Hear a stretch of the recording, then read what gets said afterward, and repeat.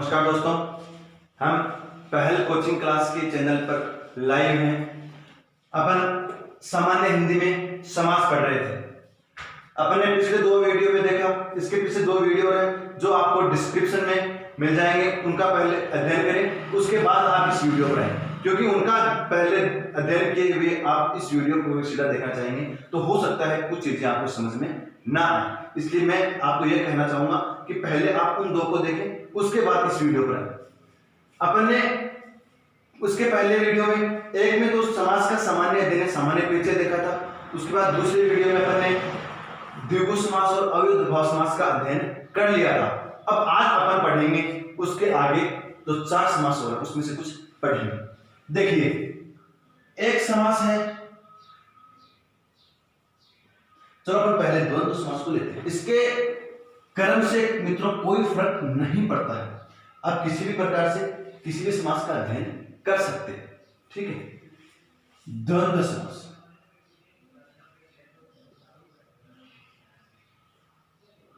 द्वंद्व, जैसा कि द्वंद्व समास, द्वंद्व शब्द का अर्थ क्या होता है? सबसे पहले देखिए अपन द्वंद्व शब्द का अर्थ।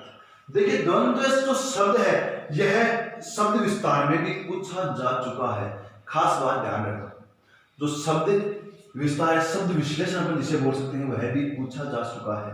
देखिए, द जोड़, वह जोड़, ए जोड़, न, एक ही न, न जोड़, द जोड़, वह जोड़, ए। क्या? द जोड़, वह जोड़, ए जोड़, न जोड़, द जोड़, वह जोड़, ए। द्वंद्व।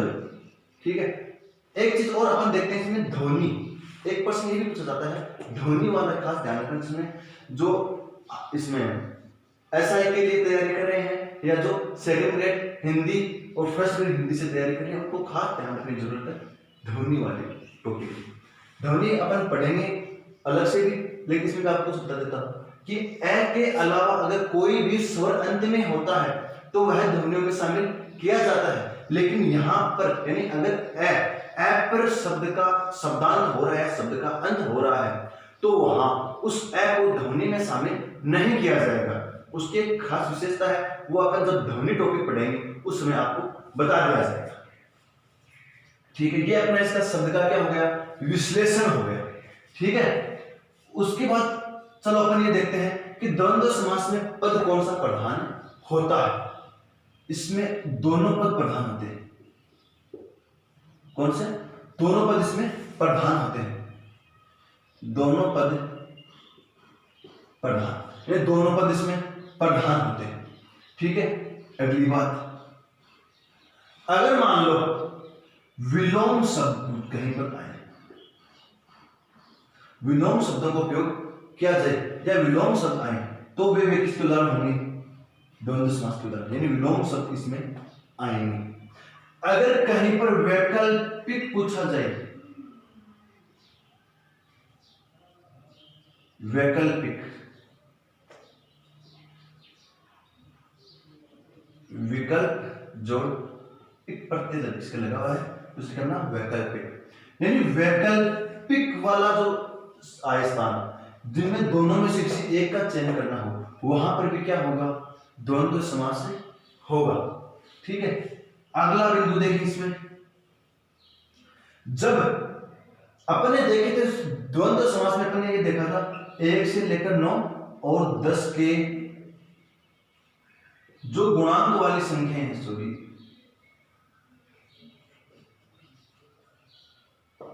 जो 1 से 9 और 10 के गुणांक वाली संख्या हैं, इनको तो हम छोड़ देंगे, क्योंकि ये किसमें आ जाएंगे?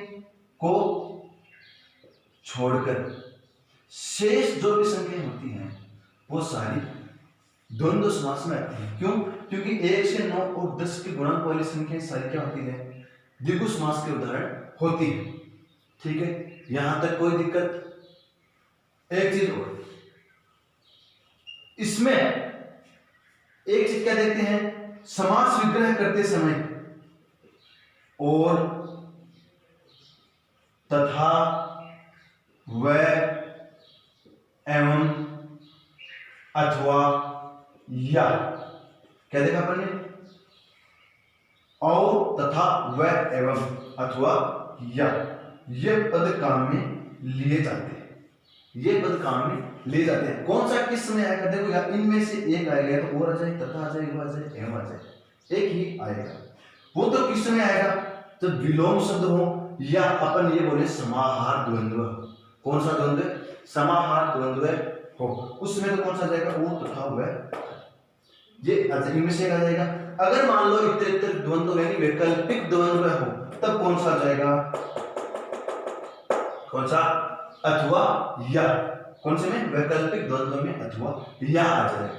ठीक है, ये अपन उसके जिस प्रकार से समझ इसके उदाहरण देखेंगे उसमें खास देखेंगे, कोई दिक्कत इसमें। दोबारा देखो, ये तो अपने हो गया क्या, द्वंद्व का शाब्दिक विश्लेषण। और द्वंद्व शब्द का अर्थ देखें तो अर्थ क्या होता है, झगड़ा या लड़ाई। और बात सीधी सी कही भी है कि झगड़ा और लड़ाई, झगड़ा या लड़ाई कब होते हैं, जब दोनों पक्ष बराबर के होते हैं। अगर एक पक्ष कमजोर हो गया तो झगड़े की बात ही नहीं है। अर्थात इससे अपन ये ध्यान से रख सकते हैं कि इसमें दोनों पद क्या होते हैं, प्रधान होते हैं। कोई दिक्कत यहां तक, देखिए अब अपन देखेंगे इसके उदाहरण। दाल रोटी, दाल रोटी क्या होगा इसका, दाल और रोटी। RAS 2000 में पूछा हुआ, RAS 2000 में आया हुआ है दाल रोटी वाला। ठीक है, दाल रोटी, दाल और रोटी। माता पिता, माता पिता क्या हो जाएगा, माता और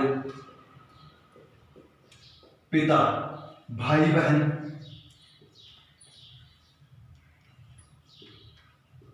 भाई बहन क्या हो जाएगा,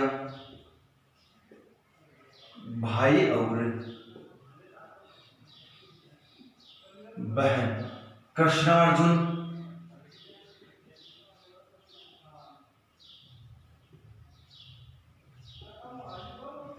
कृष्ण और अर्जुन, कृष्ण और अर्जुन। शीतोष्ण, शीतोष्ण बड़ी ही मात्रा है इसमें, क्या होगा, शीत और उष्ण, शीत और उष्ण। 10-20 खास ध्यान रखें इनका, 10-20। अगर केवल 10 आ जाए या केवल 20 आ जाए तब अपन जाएंगे द्विगु समास में, लेकिन शब्द आ गया 10-20 तब इसमें क्या होगा, 10 या 20, 10 या 20।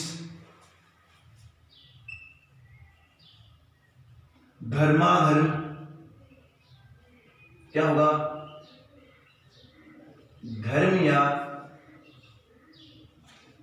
अधर्म, धर्म या अधर्म, धर्म या अधर्म। पाप पुण्य क्या हो जाएगा, पाप या पुण्य, पाप या पुण्य। ये सारे किसके उदाहरण हो जाएंगे, द्वंद्व समास के उदाहरण हो जाएंगे। एक शब्द, एक अपन ये देखेंगे 11। देखिए यहां पर विद्यार्थियों को काफी ज्यादा दुविधा होती है कि 11 में पहले 1 लिखें या 10 लिखें, इसमें कोई फर्क नहीं पड़ता है। पहले आप 1 भी लिख सकते हैं और 11 भी लिख सकते हैं। हाँ, लेकिन इसमें क्या होता है कि पहली जो ध्वनि आती है वह जरूर 1 से संबंधित आती है, यानी छोटे वाली इकाई की ध्वनि पहले आती है और बाद में बड़े वाली इकाई की आती है। जैसे 11 है, 12 है, इसमें आगे वाला जो है उसमें चेंज नहीं हो रहा, शुरू वाले में चेंज हो रहा है, शुरू वाले में परिवर्तन हो रहा है। तो इसलिए अपन इसमें 1 और 10 भी लिख सकते हैं और 10 और 1 भी लिख सकते हैं, इससे कोई फर्क नहीं पड़ता है। कुछ आपको ये भी बोल सकते हैं कि पहले छोटी इकाई लिखेंगे बाद में बड़ी इकाई लिखेंगे, ऐसा नहीं हो सकता है। ऐसा कहीं भी नहीं लिखा है, ठीक है। इसलिए अपन पहले 1 और 10 इन दोनों में से किसी भी एक को पहले लिख सकते हैं। अलग अलग विषयों में अलग अलग तरीके से दे रखा है। जो अपने एनसीईआरटी की है उसमें दोनों तरीके से दे रखा है। जो अपने एनसीईआरटी पहले चलती थी सामान्य हिंदी व्याकरण, जो इसमें आरबीएससी कोर्स में चलती थी उसमें ये है, और जो अपने जो वर्तमान में चल रहे हैं उसमें भी दोनों तरीके से दे रहे हैं, ठीक है। इसलिए आपको भ्रमित होने की आवश्यकता नहीं है, अपन इसमें दोनों तरीके से लिख सकते हैं, इस बात का ध्यान रखना। 11 है, 12 है, 22 इसी प्रकार से इन सबका भी हो जाए। आई बात समझ में? आप इसका स्क्रीनशॉट लें। द्वंद्व समास यहाँ पर पूरा होता है। इसके बाद अगला अपन कर्मधारय समास पढ़ेंगे, ठीक है। अगर आपको द्वंद्व समास में किसी भी प्रकार की कोई समस्या हो, कोई दुविधा हो, किसी प्रश्न को आप समझ नहीं पा रहे हैं, किसी शब्द को आप समझ नहीं पा रहे हैं, तो उसको आप कमेंट बॉक्स में कमेंट डाल दें, जिसका आपका सॉल्यूशन, आपका जो समस्या का समाधान है वह जरूर किया जाएगा। हमारी टीम द्वारा पूरा ध्यान रखा जाएगा। विद्यार्थियों का हित सर्वोपरि है। क्यों? शिक्षक का पहला दायित्व यही होता है कि समाज का विकास, विद्यार्थियों की संतुष्टि, विद्यार्थियों का सर्वांगीण विकास, ठीक है। अगला अपन देखेंगे कर्मधारय शब्द। देखिए कर्मधारय, अपन इसको कुछ बोलने में इसको क्या बोलते हैं? कर्मधार्य। बिल्कुल गलत है जी, शब्द ही गलत है। कर्मधार्य नहीं होता है, कर्मधारय होता है। क्या होता है? कर्मधारय। कर्मधार्य शब्द ही गलत है, इस बात का खास ध्यान रखना आप। कर्मधारय समास, कर्मधारय समास। देखिए पहली बात अपने सामने ये आती है कि कर्मधारय यानी शब्द का अर्थ क्या होता है, इस पद का अर्थ क्या होगा? कर्मधारय, कर्म को धारण करने वाला, कर्म को धारण करने वाला, यह हो गया कर्मधारय समास का अर्थ। इसका अर्थ कर्म को धारण करने वाला, ठीक है। अब देखिए कर्मधारय समास में खास बात क्या है, क्यों खास माना जाता है इसे?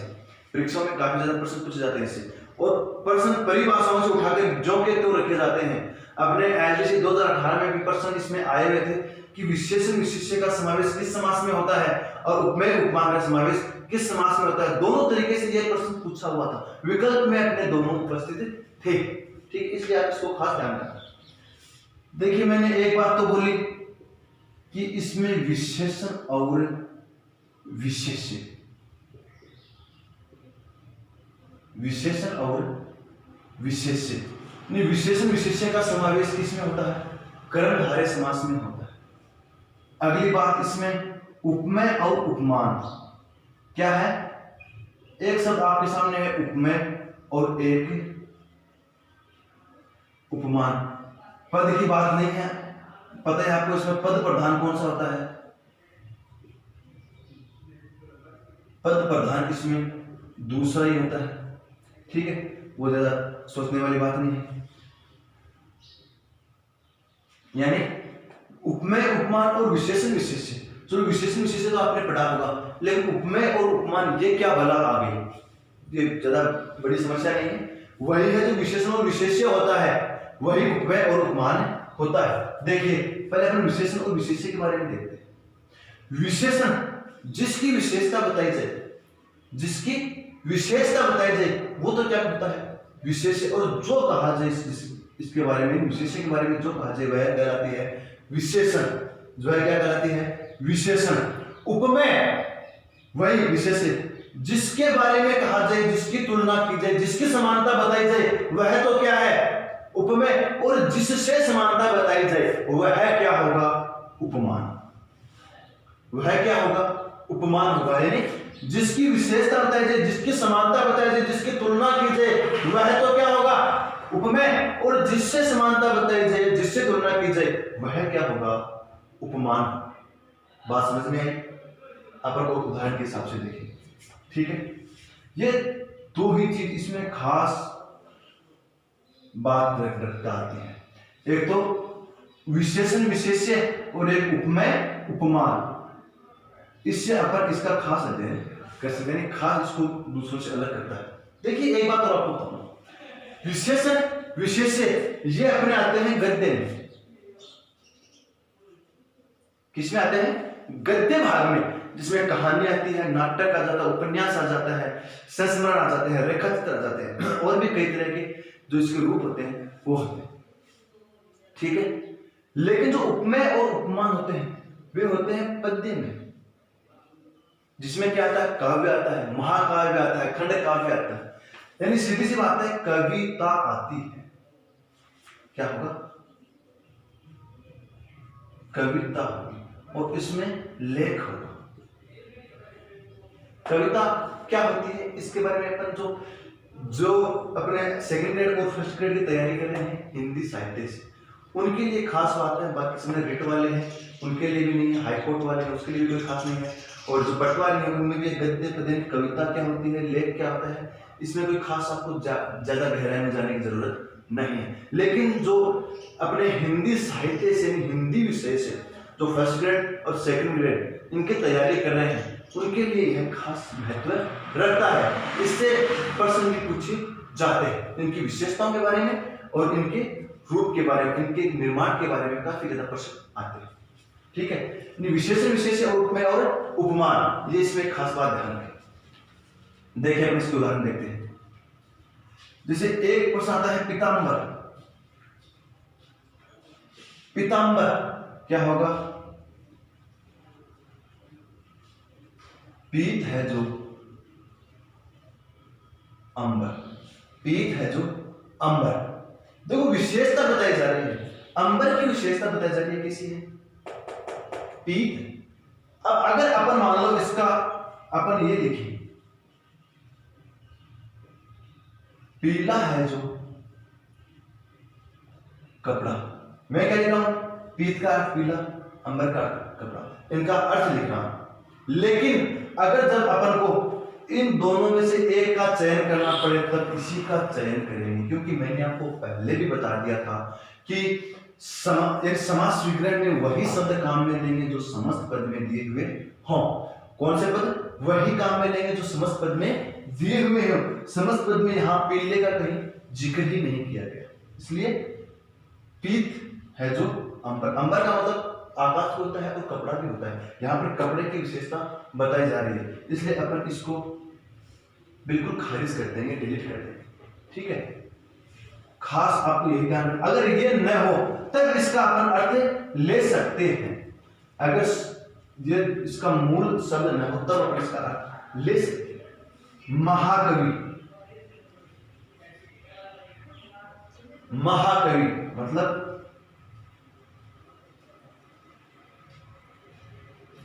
महान है जो कवि, महान है जो कवि, किसका हो जाएगा? महाकवि।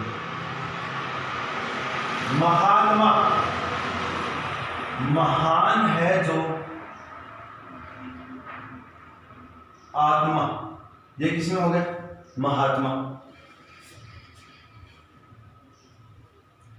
किसके हो रहे हैं?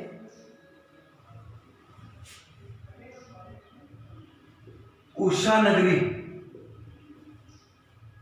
उषा नगरी क्या हो जाएगा? उषा रूपी नगरी।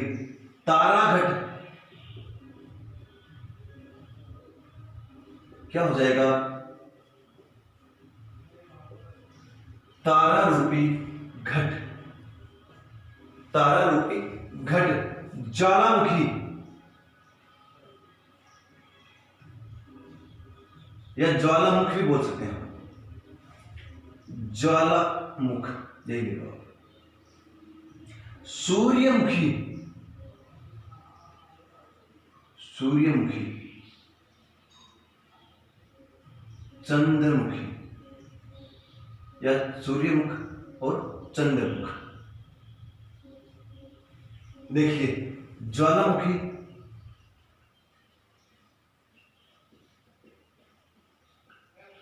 ज्वाला के समान मुख, सूर्यमुखी या सूर्यमुख,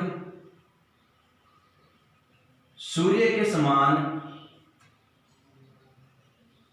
मुख, चंद्रमुखी, चंद्र के समान मुख। ये सारे क्या है? कर्मधारय समास के उदाहरण हैं। दोबारा देखिए एक बार। पर दूसरा पद इसमें क्या होता है? प्रधान होता है। इसका अर्थ क्या होता है? कर्म को धारण करने वाला। विशेषण और विशेष्य का समावेश होता है। विशेषण मैंने बता दिया कि जो विशेषता बताई जाए वह तो क्या है? विशेषण। जिसे मैंने लिखा महाकवि, ये कवि की विशेषता है, महान है, कि वह क्या है? महान है। यानी महान है जो कवि, महात्मा महान है जो आत्मा। ये क्या है? विशेषण और विशेषण। उपमेय उपमान, जिसके समान बताइए, जैसे मैंने लिखा पीताम्बर, पीत है जो अंबर, उषा नगरी, उषा ये शहर, मूर्धन्य से है, उषा रूपी नगरी, तारा घट, तारा रूपी घट, ज्वालामुखी, ज्वाला के समान मुख, सूर्यमुखी, सूर्य के समान मुख, चंद्रमुखी, चंद्र के समान मुख। ये अपना कौन सा समास हो गया? कर्मधारय समास। कौन सा समास? कर्मधारय समास। आई बात समझ में यहां तक? इसका स्क्रीनशॉट ले एक बार, उसके बाद अपन अगले समास का जिक्र करते हैं। अगला समास अपना आता है बहुब्रीहि समास। दो बहुब्रीहि और कर्मधारय को अपन जोड़कर इसलिए पढ़ रहे हैं, साथ साथ इसलिए पढ़ रहे हैं क्योंकि काफी ज्यादा जो इसके बहुब्रीहि के उदाहरण है वे अपने इसमें द्वंद्व समास, सॉरी द्विगु समास और कर्मधारय समास में अपने को देखने को मिलेंगे। अगला अपना समास है बहुब्रीहि समास।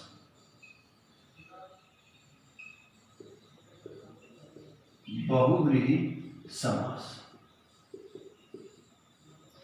इस एक शब्द को देखिए कि काफी किताबों में तो यह बहुब्रीहि लिखा होता है और काफी किताबों में, कुछ किताबों में यह है बहुव्रीहि लिखा होता है। यहां पर वह होता है, वह होता है। काफी किताबों में बहुब्रीहि होता है, यानी वह होता है, वह और वह, वह और वह। लेकिन अपन ये देखें कि अपने जो एनसीईआरटी की बुक है उसमें क्या दे रखा है? वह दे रखा है। बहुत सारे अपने व्याकरण की जानकार है इसको वह को सही बताते हैं और बहुत सी जानकार वह को सही बताते हैं। लेकिन अपन को देखना क्या है? जो अपने एनसीईआरटी की बुक में दे रखा है उसे अपन ज्यादा शुद्ध मानेंगे। ठीक है, इस बात में ध्यान रखना।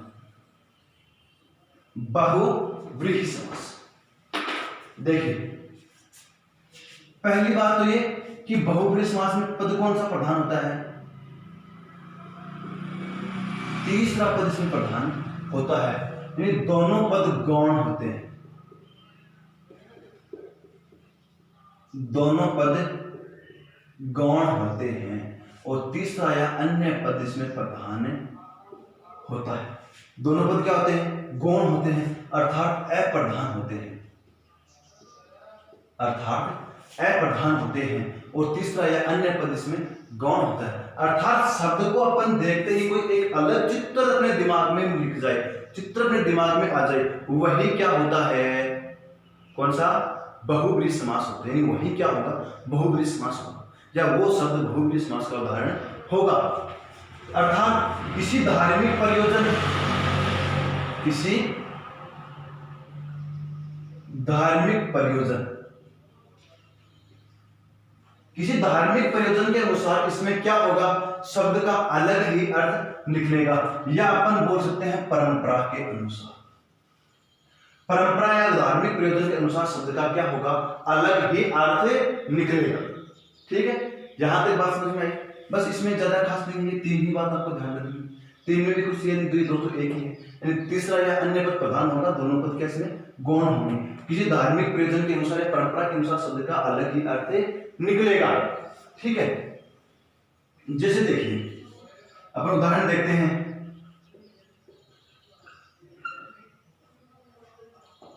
उदाहरण देखिए, गंगाधर अर्थात गंगा को धारण करने वाला, गंगा को धारण करने वाला अर्थात शिव, अर्थात शिव। नीलकंठ, नीलकंठ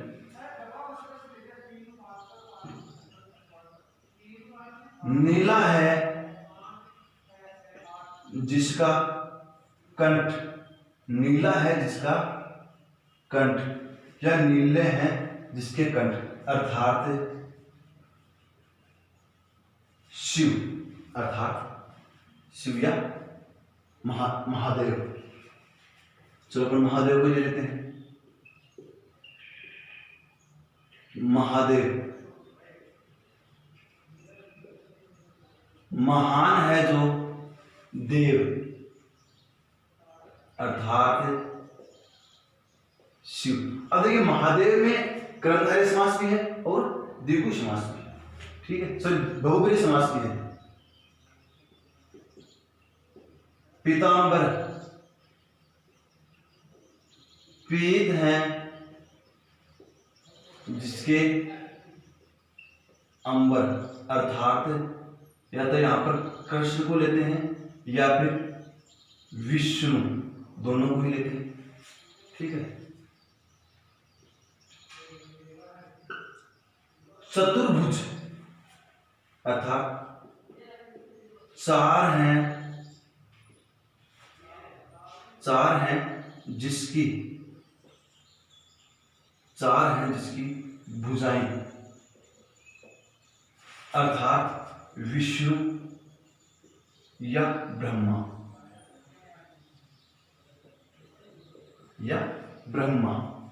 एक उदाहरण ये देखें,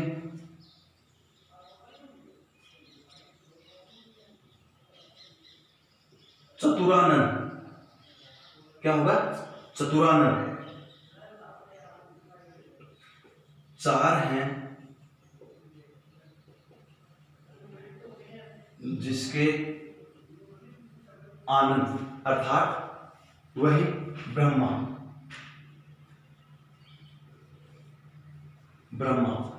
ठीक है। ये अपना क्या हो जाएगा? बहुब्रीहि समास हो जाएगा, ठीक है। यानी इन उदाहरणों में बहुब्रीहि समास होगा, ठीक है। अपन ने आज क्या देखा? पहले द्विगु समास, इसमें पहले अपने अविभाव समास देखा था, द्विगु समास देखा था। आज अपन ने कर्मधारय, द्वंद्व और बहुब्रीहि समास, इन तीन समासों का अध्ययन किया है। आगे वाले वीडियो में, जो पीछे वाली वीडियो है उसका डिस्क्रिप्शन में, इसका लिंक इसके डिस्क्रिप्शन में दिया हुआ है, उसका अध्ययन करके उनको देखने के बाद आप इस वीडियो को देखेंगे तो आपको ज्यादा आनंद आएगा, ठीक है। बाकी का अगला तो अपना तत्पुरुष समास बचा है और उसके कुछ तथ्यात्मक बात होगी, वो अपने अगले वीडियो में देखेंगे। तब तक नमस्कार। आप इस चैनल को ज्यादा से ज्यादा शेयर करें, लाइक करें और इस चैनल को कमेंट करें, और जो बेल आइकन है, जो घंटे का निशान है, उसे दबा दें, जिससे आगे आने वाले वीडियो का नोटिफिकेशन आपके मोबाइल स्क्रीन पर आ जाएगा। नमस्कार।